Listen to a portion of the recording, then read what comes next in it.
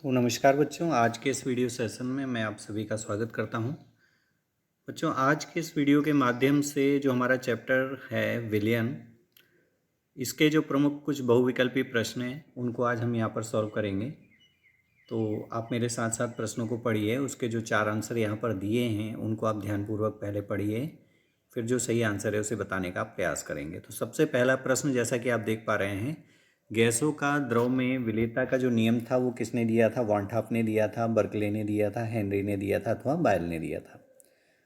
तो इसका जो सही आंसर होगा हेनरी, जो हमारा जो सा नंबर है, हेनरी के द्वारा गैसों का द्रव में विलेयता संबंधी नियम दिया गया था। अगले क्वेश्चन की ओर बढ़ेंगे बच्चों। अगला जो क्वेश्चन है हमारा, पीतल किस प्रकार का विलयन है? यहाँ पर 4 ऑप्शन है हमारे, ठोस विलयन, द्रव विलयन, गैस विलयन या कोलाइडी विलयन। तो जो पीतल है, पीतल हमारा ठोस विलयन है, यानी कि जो हमारा ऑप्शन नंबर फर्स्ट होगा वो यहाँ पर सही होगा। ऑप्शन नंबर जो आ है वो हमारा यहाँ पर सही है। अगले प्रश्न की ओर बढ़ेंगे। प्रश्न नंबर है हमारा 3, अणुसंख्यक गुणधर्म नहीं है। तो हमारे 4 ऑप्शन है, 4 ऑप्शन को आप ध्यानपूर्वक पढ़िए। पहला है क्वथनांक उन्नयन, दूसरा है वाष्प दाब, तीसरा हिमांक में अवनमन और चौथा है परासरण दाब। तो इसमें जो हमारा सही आंसर होगा वो होगा परासरण दाब। जैसा कि आप सभी जानते हैं कि क्वथनांक में उन्नयन, हिमांक में अवनमन और परासरण दाब ये तीनों अणुसंख्यक गुणधर्म हैं, जबकि वाष्प दाब नहीं है।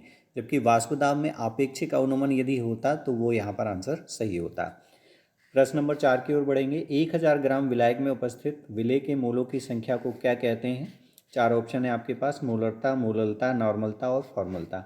तो जो इसका सही आंसर होगा वो होगा मोललता। क्लास के दौरान बच्चों मैंने आपको बताया भी है कि 1000 ग्राम विलायक में उपस्थित विलेय के मोलों की संख्या को यहाँ पर मोललता कहा जाता है। तो इस प्रकार से हमने 4 बहुविकल्पी जो प्रश्न हैं वो यहाँ पर सॉल्व किए। अगले प्रश्न की ओर बढ़ते हैं। अगला जो हमारा प्रश्न है, रिक्त स्थानों की पूर्ति कीजिए। आप ध्यानपूर्वक प्रश्न को पढ़ेंगे और उसका यदि उत्तर आपको आता है तो आप सोचकर रखेंगे। एक आदर्श विलयन वह है जो सभी परिस्थितियों में किस नियम का पालन करता है? तो बच्चों ये आप जानते ही हैं, ये राउल्ट के नियम का पालन करता है। तो यहाँ पर जो हमारा आंसर आएगा फर्स्ट का क्या आएगा? राउल्ट के नियम का पालन।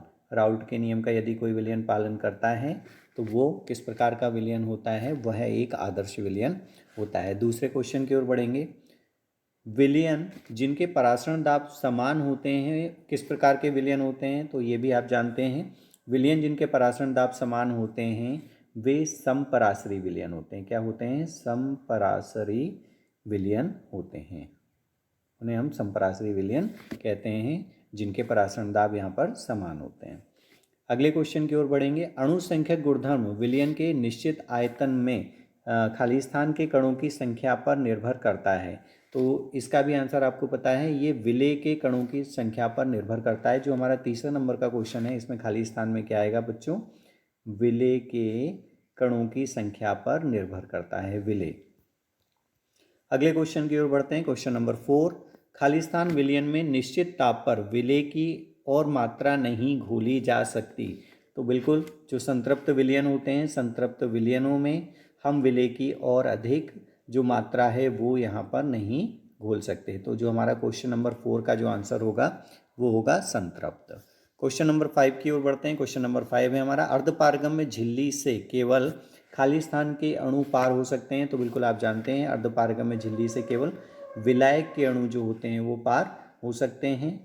केवल विलायक के जो अणु हैं वो ही यहाँ पर पार होंगे। जब हम परासरण दाब पढ़ रहे थे उस समय हमने इस क्वेश्चन को भी अच्छी तरीके से समझा था। अब अगले प्रश्न की ओर बढ़ेंगे बच्चों। जोड़ियाँ मिलाइए। तो यहाँ पर हम एक एक करके क्वेश्चन को पहले ध्यानपूर्वक देखेंगे, तत्पश्चात हम यहाँ पर जोड़ियाँ मिलाएंगे। तो जो हमारा पहला जो जोड़ियों में पहला जो क्वेश्चन दिया है, गैस का द्रव में विलयन। तो बेटा गैस का जो द्रव में विलयन होता है वो यहाँ पर होगा हमारा सोडा वाटर, यानी कि पहले का जो ई है वो आंसर यहाँ पर सही होगा। अगले प्रश्न की ओर बढ़ते हैं। जो क्वेश्चन नंबर 2 दिया है, ठोस का गैस में जो विलयन है। तो ठोस का जो गैस में विलयन है इसका हमारा आंसर होगा दा, यानी कि जो धुआं है वो ठोस का गैस में विलयन होता है। अगले क्वेश्चन की ओर बढ़ेंगे। अणुसंख्यक गुणधर्म है, इसमें से जो अणुसंख्यक गुणधर्म है वो विलेय के कणों की संख्या पर निर्भर करता है। किस पर निर्भर करता है? विलेय के कणों की संख्या पर निर्भर करता है। और फोर्थ क्वेश्चन है, राउल्ट के नियम का पालन कौन करता है? तो राउल्ट के नियम का पालन करता है आदर्श विलयन। इसी प्रकार से अधिक मात्रा में विलेय की मात्रा यदि मिला दी जाए तो जो बनने वाला विलयन होगा वो कैसा होगा? सांद्र विलयन होगा। तो इस प्रकार से ये हमने जो सही जोड़ियों वाला जो प्रश्न है इसको भी सॉल्व कर लिया। अगले प्रश्न की ओर बढ़ते हैं बच्चों। अगला जो हमारा क्वेश्चन है, एक शब्द में या एक वाक्य में हमें यहाँ पर आंसर देना है। तो एक एक क्वेश्चन को हम पहले पढ़ेंगे, फिर उसका हम यहाँ पर आंसर देंगे। विलयन में विलेय की मात्रा कम होने पर विलयन क्या कहलाता है? तो विलयन में विलेय की मात्रा यदि कम होगी तो क्या कहलाएगा? वो कहलाएगा तनु विलयन। क्या कहलाएगा बच्चों? तनु विलयन। उसको हम कहेंगे तनु विलयन।